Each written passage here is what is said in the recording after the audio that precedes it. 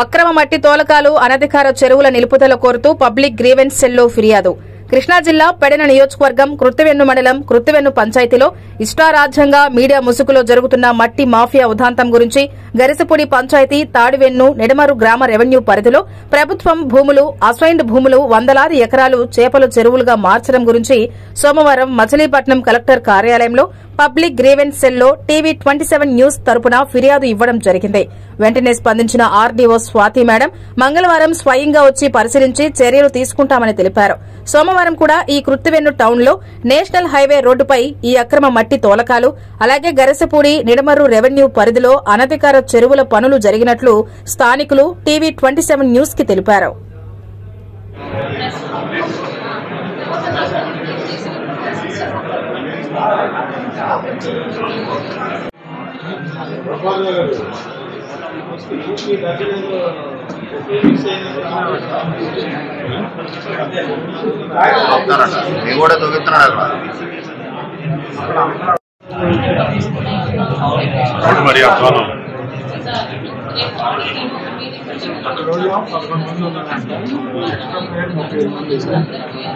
Oh.